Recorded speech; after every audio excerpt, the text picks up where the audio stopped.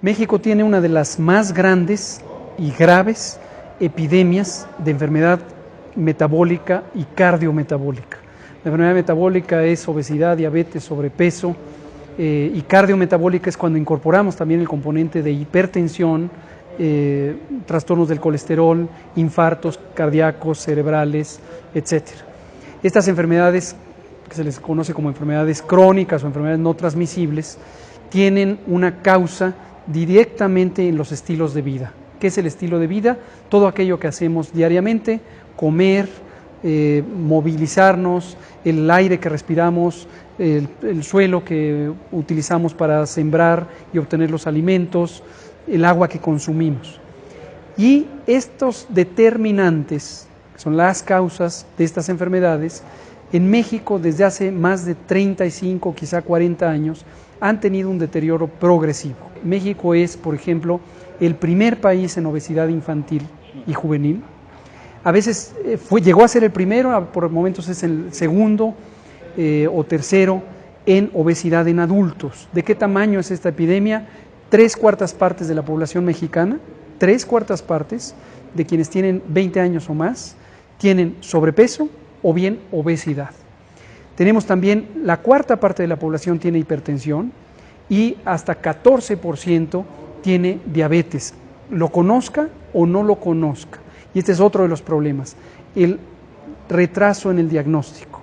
Son enfermedades que progresan lentamente, sin dar ninguna molestia, la persona no lo percibe, y cuando lo percibe es porque ya tiene una complicación generalmente irreversible.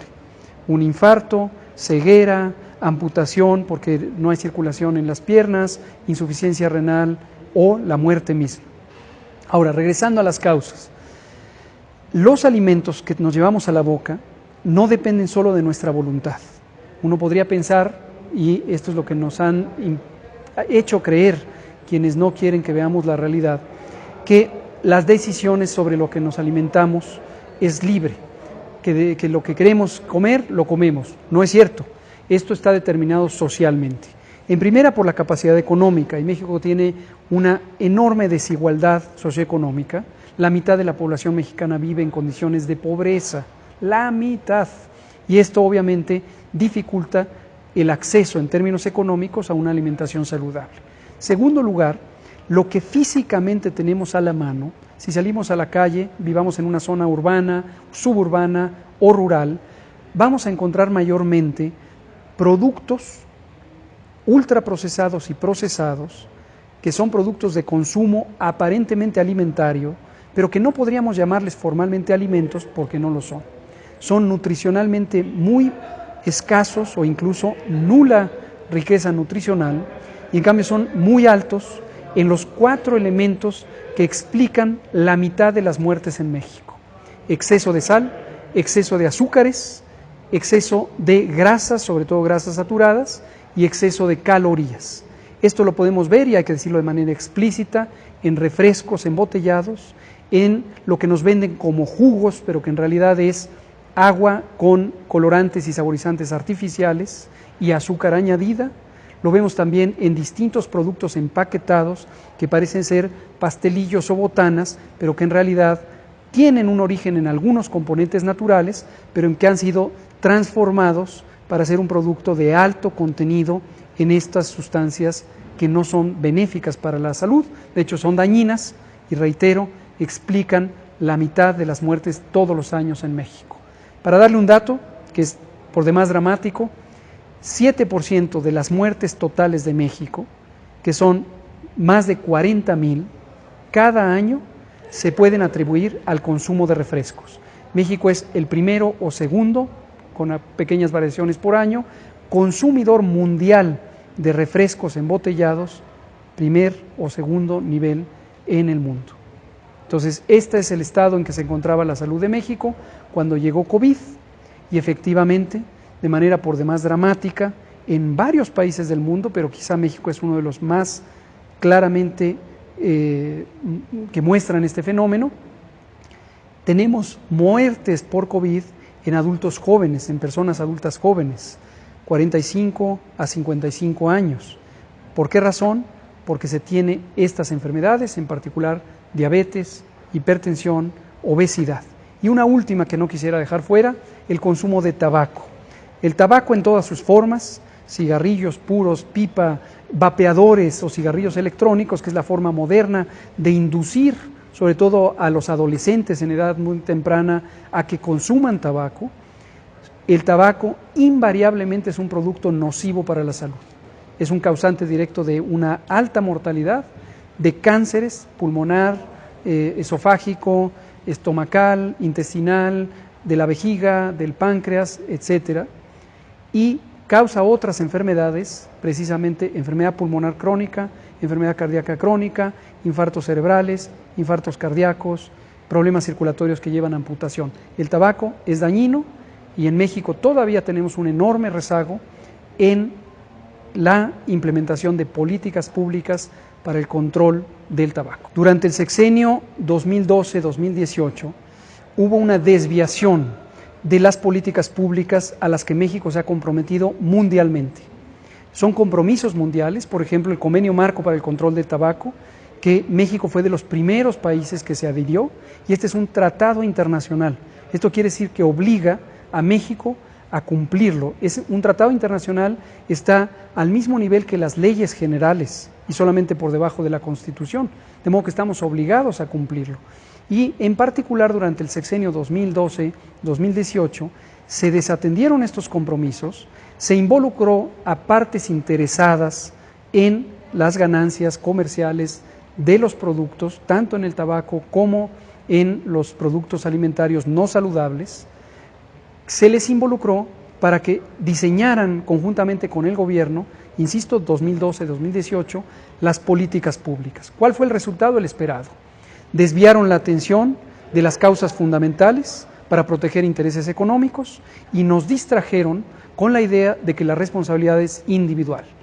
Chécate, muévete, mídete. Era el eslogan, era la frase de la muy precaria promoción de la salud que se hizo en ese sexenio y que lo que interesaba era desviar la atención de los determinantes fundamentales. Desde que empezó el modelo del Seguro Popular en 2003 y durante estos 15 o ya 16 años de que estuvo en vigor, hoy ya ha sido desmantelado, se nos planteó que esa manera de organizar el sistema de salud y de financiarlo iba a llevar a inversión privada que enriquecería la capacidad del sistema en términos de cobertura, calidad. No fue así. Se redujo la capacidad efectiva del sistema porque no se invirtió correctamente en ampliar su capacidad y en darle mantenimiento a las unidades de salud para que fueran resolutivas. Se dejaron abandonados, y esto tiene que ver con fenómenos importantísimos de corrupción, más de 317 hospitales que se planteó construir y quedaron en obra negra o inservibles. Y además se fomentó la participación de los agentes comerciales de la salud, que en vez de desarrollar capacidades resolutivas, es decir, infraestructura útil, lo que hicieron fue hacer negocios al amparo del poder público y con ellos sustrajeron los recursos de por sí en general escasos que año con año la Cámara de Diputados destina a través del presupuesto de egresos de la Federación para la salud. ¿A cambio de qué? A cambio de ciertas aventuras comerciales que tenían la idea de ser servicios que se les llamaba integrales, que de una manera muy oscura eran contratados por el gobierno federal, insisto, 2012-2018, y que en realidad no resolvían los problemas de fondo, se pagaban sobreprecios y dejaron en indefensión, sobre todo a las poblaciones más vulnerables en el área rural, las poblaciones indígenas, entre muchos otros. La responsabilidad del Estado, se requieren políticas de Estado. Respecto al gobierno como parte del Estado o como ente tutelar del Estado nacional, lo que hay es una obligación en términos constitucionales por el derecho a la protección de la salud, el derecho al acceso al agua y el derecho a una nutrición saludable, derechos consagrados explícitamente en el artículo 4 de la Constitución de los Estados Unidos mexicanos y todas las leyes que de ello derivan. El Estado mexicano debe tener una política pública de alimentación saludable, de acceso al agua y por supuesto de protección y promoción de la salud. Y el gobierno es responsable de presentar esas políticas, de implantarlas y de vigilar su cumplimiento. Es muy difícil en un sistema de salud tan deteriorado como el que México ha tenido a lo largo de 30 años, poder hacer frente a un fenómeno que no se había presentado en 100 años. Una pandemia de esta magnitud no se había presentado desde 1918, cuando ocurrió la pandemia de influenza. La decisión concreta de México y de muchos otros países, casi todos, fue privilegiar y priorizar la respuesta a COVID porque era el reto de salud, la amenaza de salud más importante que todavía estamos enfrentando.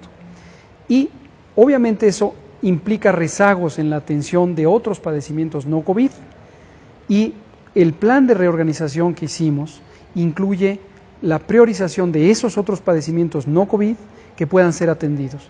Yo lo que le digo a las personas mayores en su colonia es que no tengan temor, tienen la posibilidad de seguir atendiéndose de la diabetes, de la hipertensión, de los distintos padecimientos que posiblemente tengan en las unidades no COVID que han sido contempladas para ese propósito. A las personas quizá no tan mayores y que tienen otros padecimientos que en este momento podrían diferir su atención, que sigan con las recomendaciones generales de sus médicos.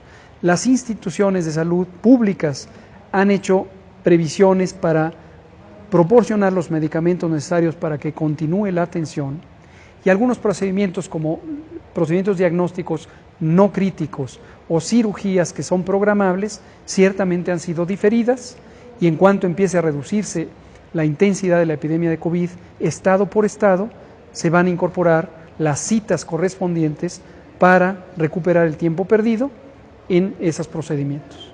Nuestra responsabilidad es informar diariamente. Somos uno de los pocos países que aún mantiene este tipo de conferencias de prensa con el propósito de que la sociedad conozca de manera veraz la información técnica, la información científica sobre lo que está ocurriendo con la pandemia.